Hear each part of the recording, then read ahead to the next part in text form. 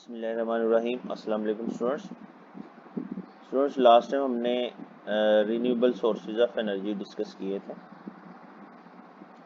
इसमें हमने पढ़ा था energy from wind, geothermal energy and energy from biomass.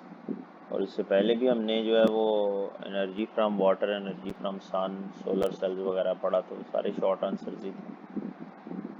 आज हम एक और टॉपिक नया डिस्कस करेंगे। ये भी एनर्जी से रिलेटेड है, लेकिन ये न्यूक्लियर एनर्जी से रिलेटेड है।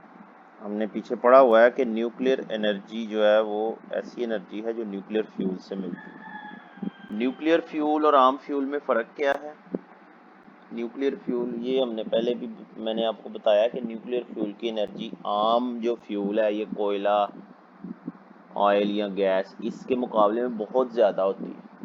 और ये कितनी होती है, इसके बारे में साइंटिस्ट्स को ना कोई इन्फॉर्मेशन नहीं थी 1905 से पहले। तो आइंस्टाइन ने एक मैस एनर्जी रिलेशनशिप दिया न्यूक्लियर एनर्जी के बारे में, जिससे हमें पता चला कि न्यूक्लियर एनर्जी जो है वो किसी particular amount of nuclear fuel से हमें कितनी एनर्जी हासिल होगी। और इस रिलेशन से हमें पता चला कि जो न्यूक्लियर फ्यूल है, न्यूक्लियर मैटर है, उसके अंदर बहुत ज़्यादा एनर्जी होती है। तो इसी वजह से सन के अंदर जो है बहुत ज़्यादा एनर्जी, क्योंकि सन में जो है वो ये nuclear reaction, fission fusion reaction होते जा रहे हैं। तो उस एनर्जी, उस इक्वेशन को आइंस्टाइन ने मैस एनर्जी इक्वेशन का नाम दिया। वो इक्वेशन क्या है आज हम पढ़ेंगे इसके बारे में। Einstein predicted the interconversion of matter and energy. According to him, a loss in the mass of the body provides a lot of energy. This happens in nuclear reactions. कहता है, उसने ये कहा कि एनर्जी का जो लॉस, मैस का जो लॉस है, वो एनर्जी में कन्वर्ट होके मिलता है। और कैसे कन्वर्ट होता है? The relation of mass and energy is given by the formula E is equal to mc²। ये फॉर्मूला, इसमें m जो है वो मैस ऑफ द बॉडी है, और c जो है वो स्पीड ऑफ लाइट की स्पीड है, विच इज फिक्स्ड 3 × 10⁸ मीटर पर सेकेंड जो है वो इसकी वैल्यू। कहता है, the above equation shows that tremendous amount of energy can be obtained from the small quantity of matter की स्मॉल क्वांटिटी से बहुत ज़्यादा एनर्जी हमें हासिल होती है। It appears that matter is highly concentrated form of energy। कहता है, इससे हमें पता चलता है कि मैटर जो है उसमें बहुत ज़्यादा एनर्जी है। The process of getting energy from our nuclear power plants is based on the above equation। कहता है, हमारे न्यूक्लियर पावर प्लांट से जो हमें एनर्जी मिल रही है वो इसी इक्वेशन की बेस पे है। इसके अलावा the process is taking place on the sun and stars for the last million of years। और सन से जो एनर्जी आ रही है वो भी इसी वजह से है, स्टार्स में जो एनर्जी वो भी इसी वजह से। Only very small fraction of the sun's energy reaches the earth. Sun की बहुत थोड़ी एनर्जी ज़मीन पर पहुंचती है। This very small fraction of sun's energy responsible for life on the earth के ऊपर ज़िंदगी की वजह ये एनर्जी ही है। ठीक है जी। उसके बाद आ जाएं आप energy from fossil fuel. Fossil fuels से हमें एनर्जी कैसे मिलती है?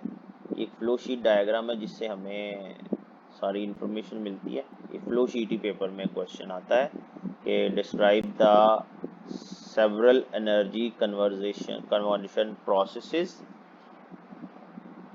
For producing electricity bye fossil fuels.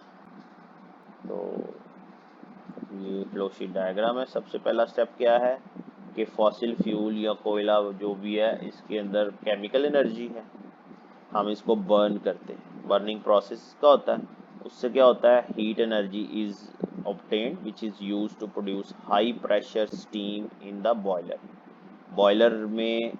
Boiler basically machine है जिसके अंदर स्टीम प्रोड्यूस हो रही है, उसका प्रेशर हाई होता है, और उस हाई प्रेशर स्टीम की वजह से क्या होता है कि पोटेंशियल एनर्जी जो स्टीम में आई वो मैकेनिकल काइनेटिक एनर्जी में कन्वर्ट होती है और उससे टरबाइन चलती है। Potential energy of the steam is used to turn the turbine. Turbine चलाई तो उससे क्या हुआ, मैकेनिकल एनर्जी ट्रांसफर हुई टरबाइन को।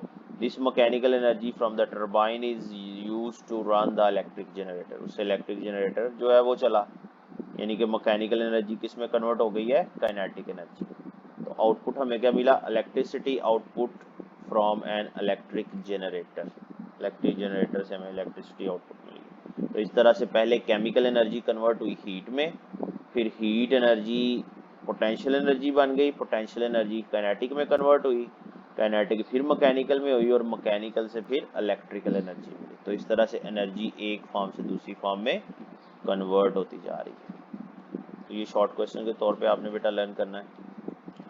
इसके बाद है एनर्जी एंड एनवायरनमेंट। एनर्जी और एनवायरनमेंट जो है उसका आपस में क्या रिलेशन है। एनर्जी हमने किसी भी बॉडी से हासिल करनी है तो उसके लिए हमें क्या करना पड़ता है,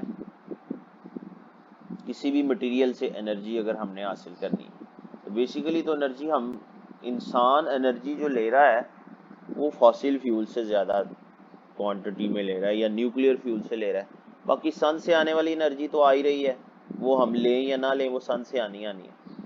तो ह्यूमन एक्टिविटीज़ की वजह से एनवायरनमेंट में जो खराबी आ रही है ना उसको हम कहते हैं पोल्यूशन। तो एनर्जी ऑब्टेन करने के चक्कर में हम एनवायरनमेंट को पोल्यूट करते जा रहे हैं, which is a serious problem. तो इसको जो है वो हमने डिस्कस करना है इस टॉपिक के अंदर। एनवायरमेंटल प्रॉब्लम्स क्या आ रहे हैं एनर्जी ऑब्टेन करने के चक्कर में।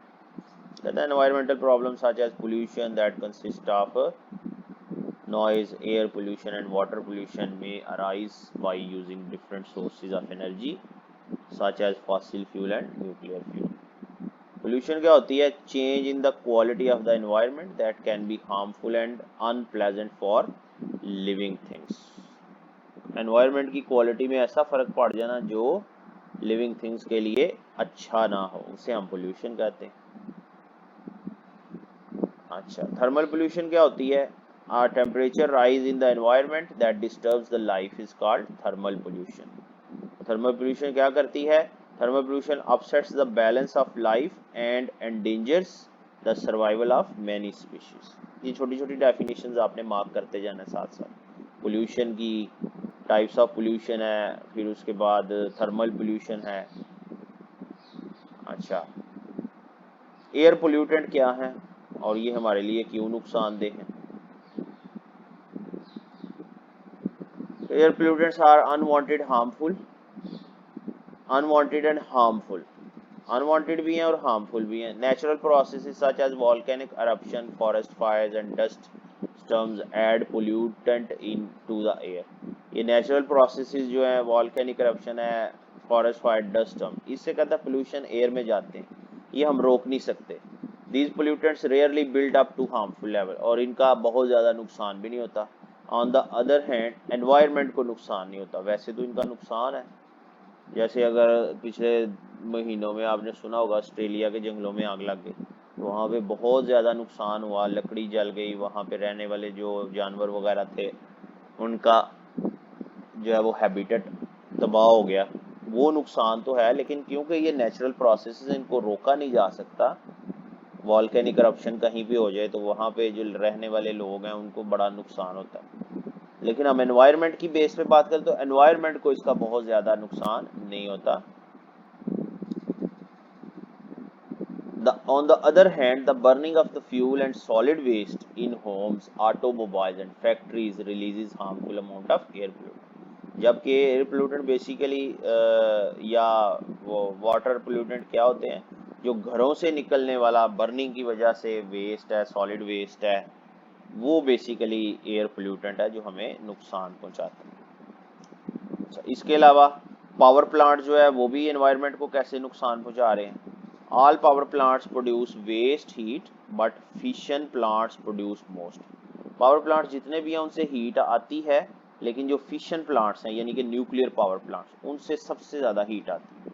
Heat released into the lake, river और an ocean upset the balance of life in them. अगर ये हीट लेक, रिवर या ओशन में ट्रांसफ़र हो, जो कि होती है हमेशा, तो उससे कहता है जो वहाँ पे ओशन के अंदर लाइफ है, जो एक्वेटिक एनिमल्स हैं, उनकी लाइफ डिस्टर्ब होती है। Unlike other power plants, nuclear power plants do not produce carbon dioxide. Nuclear power plants carbon dioxide तो पैदा नहीं करते, but they produce dangerous radioactive waste. लेकिन इनसे कुछ रेडिएशन ऐसी प्रोड्यूस होती हैं जो खतरनाक है। अच्छा, कहता है in many countries government have passed laws to control air pollution. Some of these laws limit the amount of pollution that power plant, factories, automobiles are allowed to give off. कहता है कानून बनाए गए हैं जिससे पोल्यूशन को कम से कम किया जाए। To meet these conditions for automobiles, new cars have catalytic converter. और इस पोल्यूशन को कम करने के लिए आजकल जो कार्स बनाई जा रही हैं, उनके साइलेंसर्स जो हैं, उनमें कैटलिक कन्वर्टर लगाए जाते हैं। ये कैटलिक कन्वर्टर क्या करते हैं, जो ऐसी गैसें जो एनवायरनमेंट के लिए खतरनाक हैं, उनको कम खतरनाक बना देते हैं। इसके अलावा पेट्रोल की क्वालिटी को बेहतर बनाया जा रहा है। उसमें से पहले ही ऐसे मटेरियल निकाल दिए जाते हैं जो एनवायरनमेंट को बर्निंग के बाद नुकसान पहुंचा सकते हैं। These devices convert some polluting gases. The use of lead-free petrol has greatly reduced the amount of lead in the air. Engineers are working to improve the new kinds of car engines that use electricity or energy sources other than diesel or petrol. Engineer ऐसी गाड़ियां बनाने की कोशिश कर रहे हैं, बल्कि अब बन भी गई हैं, जो इलेक्ट्रिसिटी से चलती हैं और पेट्रोल और डीजल की बजाय या कोई दूसरा एनर्जी सोर्स। अच्छा, अब ये एनवायरमेंटल प्रॉब्लम से हम बच कैसे सकते हैं। कहता है many individual communities have laws which protect their areas from pollution. मुख्तलिफ मुल्कों में मुख्तलिफ जगहों पे कुछ लॉज बने हुए हैं। इंडिविजुअली हम क्या कर सकते हैं, individuals can help to control air pollution simply by reducing the use of cars और other machines that burn the fuel. Individually हम क्या कर सकते हैं कि कम से कम इस्तेमाल करें ऐसी चीज़ों का जो पोल्यूशन पैदा कर रही हैं। और सिंगल कार्स, सिंगल राइड्स की बजाय क्या करना चाहिए, पब्लिक ट्रांसपोर्ट का इस्तेमाल करें, बसेस वगैरह, ताकि ज़्यादा लोग कम पेट्रोल में सफ़र कर सकें। तो ये भी एक पोल्यूशन रोकने का जरिए। तो ये छोटे छोटे क्वेश्चंस बेटा आपको पूछे जा सकते हैं, आपने इनको अच्छे तरीके से लर्न करना है। इंशाल्लाह नेक्स्ट लेक्चर में नेक्स्ट टॉपिक के साथ मिलते हैं, तब तक के लिए अल्लाह हाफिज़।